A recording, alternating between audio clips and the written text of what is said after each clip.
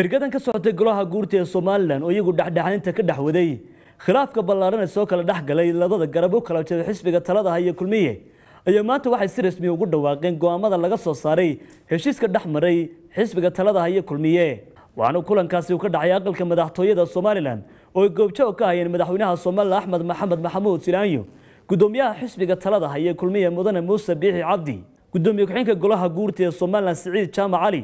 ayaa isagu halkaasi kaga dhawaaqay heshiisyada iyo go'aamada ay soo saareen ayaa waxa uu yiri iyadoo oo ay waajib tahay in la soo afjaro khilaafkan cakiran ee hareeyay xisbiga kulmiye si aanu u sababin burbur iyo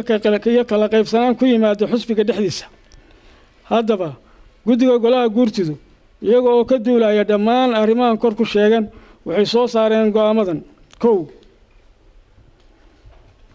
in go'aamadii ka soo baxay shirweynaha saddexaad ee xisbiga kulmiye oo ay soo saareen shirgudoonkii shirweynuhu una gudbiyeen madaxweynaha jamhuuriyadda Soomaaliland gudoomiyaha xisbiga xiraaliyaha guud ee qaranka gudoomiyaha guddiga diiwaangelinta isla markaana ay guddiga diiwaangelinta ururada iyo axsaabta qaranku ansixiyeen ay sidoodii ay u dhaqangal yihiin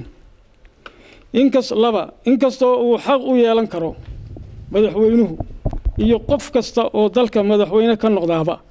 inuu dhammaysto labada teeram doorasho ee dastuurku u jideeyay hase yeeshee in cid kasta oo ka mid ah golaha dhexe ee xisbiga kulmiye oo buuxiso shuruudaha laga rabo qofka isu taagaya doorashada jagada madaxweynaha uga tartami karo golaha dhexe ee xisbiga kulmiye dhexdiisa saddex waa tanbiideeda waxaa reeban shacair kasta oo muujinaya astaan musharax ama doorasho ka hor inta aan la gaarin waqtiga ku mudaysan xeerka doorashada madaxweynaha iyo madaxweyne ku-xigeenka saddex wixii dad loo xirxiray arrimo la xiriira khilaafka xisbiga kulmiye la sii daayo gudoomiyaha golaha guurta ee Soomaaliland Saleebaan Maxamuud Aadan oo isaguna halkaasi ka hadlay ayaa waxa uu yiri saasan baynu isku ogna go'aanada wixii dambe ee naashnaasha idinkaasi wadan doona laakiin go'aanadii golaha guurtidu waa kuwa sidaa inay ku fulaan baanu idinka rabnaa waa mahadsantihiin markii lagu dhawaaqay go'aankaasi ayaa waxay warbaahintu wax ka weydiisay gudoomiyaha xisbiga talada haya kulmiye sidoo uu arko go'aamadan ay soo saareen ergada ka socota golaha guurta ee Soomaaliland ayaa waxa uu yiri haddaad rag arrin u dhiibato maaha si aad doonayso inay ku xukumaan inkastoo ay adag tahay siday wuxu jareen haddana waan aqbalay go'aamadii waan aqbalay si kasta ay ugu adkaato danta qaranka waan aqbalay aniga waxba layma soo qaadin sidii kale u xukumeen waan se qaatay madaxweynaha Soomaaliland Axmed Silaanyo isaguna wax laga weydiiyay go'aanka ay soo saareen ergada ka socota golaha guurtida ayaa waxa uu ku jawaabay waxaan aragnaa sida ay tahay baan u aragnaa waanu qaadanay waxay tahay